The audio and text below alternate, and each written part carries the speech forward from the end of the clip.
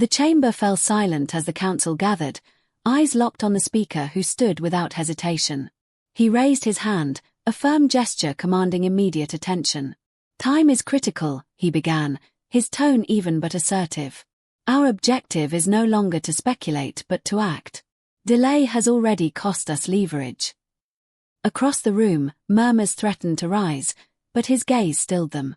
"The data confirms infiltration. There are no more assumptions, only evidence. Communications were intercepted, protocols bypassed, and access granted from within." His fingers tapped the tablet, casting the encrypted images across the holoscreen. "You've all seen this. Our systems are compromised." A woman near the center shifted in her chair. "We were told internal compliance had cleared the breach." "They were wrong," the speaker snapped. "And their failure is the reason we're convened. There will be no further reliance on internal departments that lack urgency." Another delegate leaned forward. "You're suggesting mobilization." "I'm not suggesting," he replied coldly. "I'm instructing. The team will be deployed under Directive 17. No delays, no civilian disclosure." A beat passed. Then another voice, low but firm, cut through. "That violates interagency boundaries. Directive 17 hasn't been invoked in over a decade." The speaker's eyes narrowed. "That's irrelevant. The situation warrants it. If we continue to let bureaucracy dictate our response, we will lose control of the entire grid. There's no tolerance left for procedure that protects incompetence." He stepped away from the podium and approached the strategic display. The map pulsed with activity, red zones spreading like infection points. 3 nodes have already gone dark. Each one controlled a different aspect of our infrastructure. If the 4th collapses, we will be operating blind. A murmur of agreement followed, this time with less resistance. The weight of the crisis had sunk in. The speaker turned. "You've all received your roles. Execute them. Do not return with excuses." A man in uniform rose, nodding. "The task force is ready. Clearance granted." "Cleared. Full immunity. Any obstruction is to be neutralized immediately." He paused. "They are not civilians. They are traitors. Anyone assisting them has made their choice." Silence again, heavier this time. No one dared object. The shift in tone was irreversible now.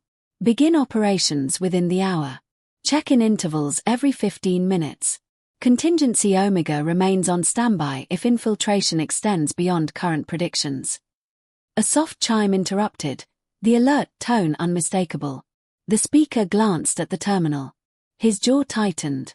"They've triggered the failsafe." The room tensed. "They know we've found them. We've lost the element of surprise." Without missing a beat, he issued the final command. "Lock down sectors 12 through 19. Sever uplinks. Cut the lines. No transmissions in or out." He turned away from the group, speaking with finality. "If they want war, they've just declared it." And with that, the room burst into motion. The corridor lights flickered as boots pounded down the polished floor. Captain Marek didn't break stride. His comms unit buzzed, but he ignored it until the stairwell door slammed shut behind him. Then he clicked in. "Alpha team en route. Estimated breach window, 6 minutes. "Understood," came the response, sharp, clipped. "Visual confirmation of hostiles." "Negative. Moving blind. Grid's been rerouted. Eyes only from here on." He signaled to the 3 operatives trailing behind. "Weapons checked. Safety's off. No conversation. No margin for discussion." The target building loomed ahead, a reproposed research tower, inactive on record but humming with unseen power. Marek raised a fist. The team froze. He scanned the entry point, noting the absence of any visible guard. Too clean. He motioned left. One peeled off, looping around to the rear. Another countdown blinked across his HUD. 4 minutes to breach. That was the window. Nothing more. "Entry team, go," Marek ordered. The door cracked open without resistance. Inside, darkness. Not absence of light, something worse. Dampened signals, dead space. Electronic silence. Whatever was inside, it had prepared. They advanced room by room. Marek's pulse slowed, not from calm, but readiness. His focus tunneled. A hallway split to the right. Thermal scans showed nothing. But that meant nothing now. This was beyond standard infiltration. They weren't up against rebels or data thieves. These were trained ghosts, living in shadow, bending the system from beneath. "Eyes up," Marek whispered. "This isn't a recovery. It's a trap." Then it happened. Second operative down without sound. One moment at his side, the next flat on the floor, no gunfire, no alarm. Marek barely caught the glint, an arc of motion too fast to trace. He fired once, twice. Nothing. "Delta, report." Silence. Static hissed in his earpiece, then cut. Third operative was already moving, sweeping behind cover, scanning corners. "They're here," she said, voice like stone. "Watching. Testing us." "We're not here for games," Marek growled. "Recover the core. Burn the rest." They pushed forward, now with weapons raised and safeties forgotten. Marek reached the lab. Inside, the servers remained untouched, intact, glowing. Too easy. He didn't hesitate. He pulled the drive module from the lead terminal and dropped the detonator behind it. "Extraction in 2, he snapped. The last operative glanced at him. "And if they're following?"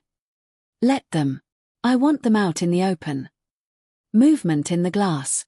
Not reflection. Presence. Something was in the lab with them. Marek didn't wait. He turned. Fired. Shards exploded outward. A figure darted back, featureless, fast. Confirmed visual.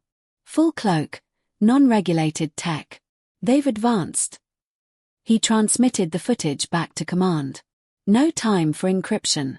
Send this now. Proof of evolution. They're not adapting, they're ahead. The extraction route was compromised. They took the west stairwell instead, smoke grenades covering their retreat.